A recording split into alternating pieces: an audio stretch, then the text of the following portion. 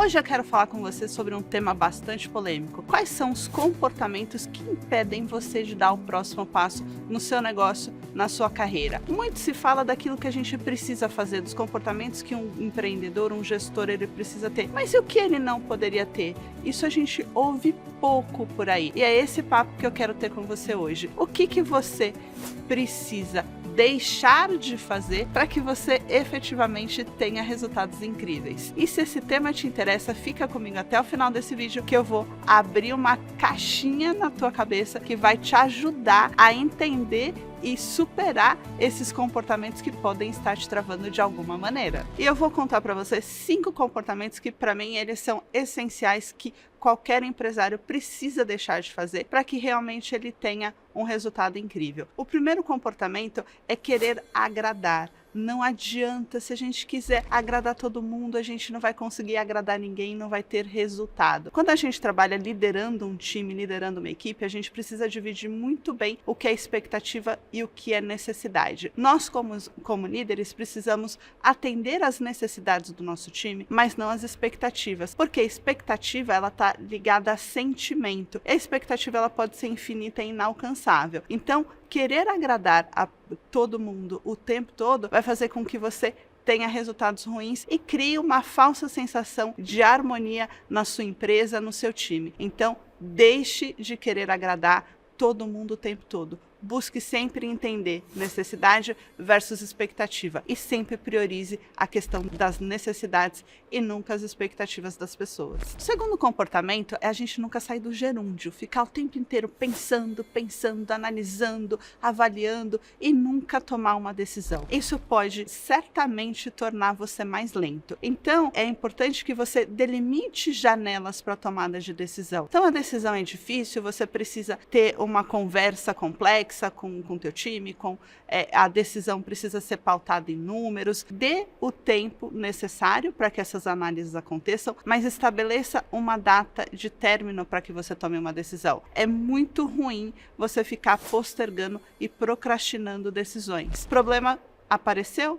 Avalie, faça análise de impacto, trace cenários, mas decida rapidamente. O pior lugar que todo empresário pode estar é em cima do muro. Seja uma decisão ruim ou uma decisão boa, essa decisão precisa ser tomada. Para mim, na verdade, não existe decisão ruim ou decisão boa. Existe decisão tomada ou decisão não tomada. O pior lugar é não tomar nenhuma decisão e ficar o tempo todo praticando e incentivando o gerundismo. Estou fazendo, estou analisando, estou pensando. Esse é um lugar muito perigoso para qualquer resultado. O terceiro ponto é não ter clareza. Não ter clareza das prioridades, não ter clareza do que realmente importa, não ter clareza de como alcançar o resultado, seja ele qual for, seja o resultado anual, seja o resultado daquela reunião, seja o resultado de uma negociação com o time, com o cliente. Então, a clareza é muito importante. Se você não tem clareza, busque em todos os aspectos e comece sempre do macro até o micro. Comece a ter clareza de onde você quer chegar. Comece a ter clareza das coisas importantes e inegociáveis da sua empresa. Comece a ter clareza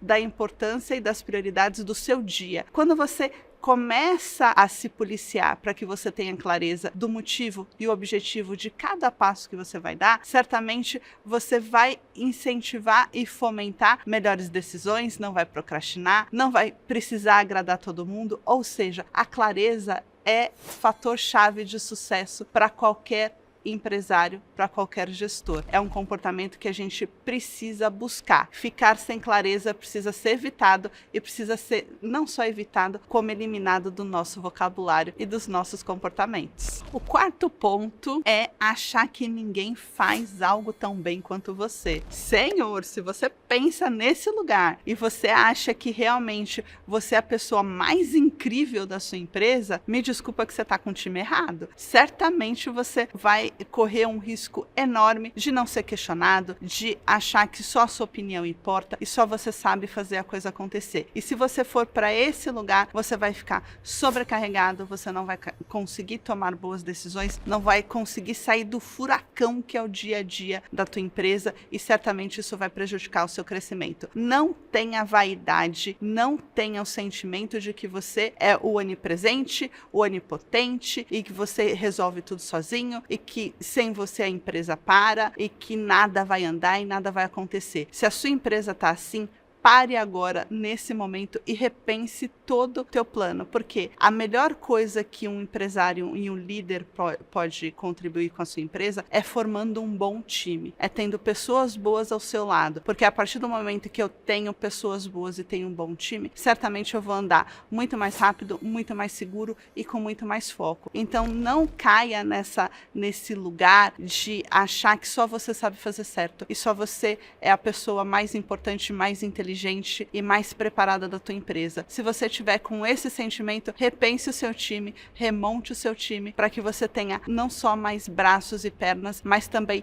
mais cérebro para fazer com que você consiga alavancar e andar mais rápido. E o quinto ponto é você não ter compromisso com as suas decisões e com o seu plano. A falta de compromisso com o que você planejou e o que você colocou como prioridade e que você fala que é importante para você, se você não tiver compromisso com isso e não for coerente com o teu plano, com a sua fala, com o seu posicionamento, certamente você não vai ter resultado. Por quê? Porque a coisa não vai sair do lugar. Então, não adianta eu falar e colocar no meu plano que eu vou fazer um ano que eu vou reduzir custo para aumentar resultado e na verdade, eu começar a gastar de maneira desordenada na empresa. Não adianta eu falar que eu vou fazer um ano de muito crescimento e vender demais, se na hora do vamos ver, eu começar a pensar em detalhes que não vão agregar à venda, ficar postergando decisões que não vão fazer com que eu aumente as minhas vendas. Então, o compromisso e a coerência com o plano, elas são essenciais para que a gente consiga sair do outro lado. E se você quer conhecer um pouquinho mais sobre planejamento, eu vou deixar aqui do lado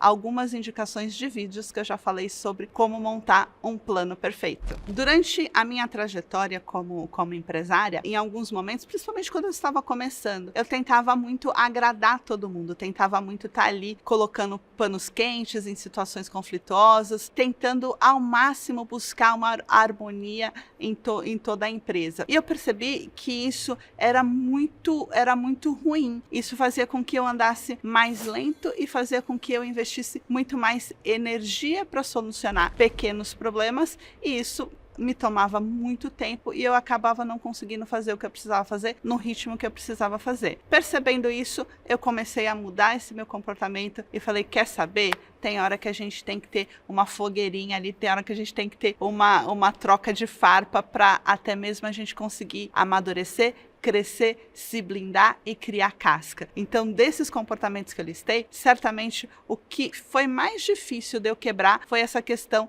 de tentar agradar todo mundo. E depois que eu entendi o quanto isso era ruim e podia até ser letal para os meus negócios, a minha cabeça explodiu e eu comecei a entender que nem sempre um conflito ele é algo negativo. Muitas vezes um conflito ele vai fazer com que a gente cresça, amadureça e, consequentemente, os nossos negócios. E é óbvio que esses 5 comportamentos não limitam a todos os comportamentos que podem fazer com que você dificulte ou demore para alcançar o resultado.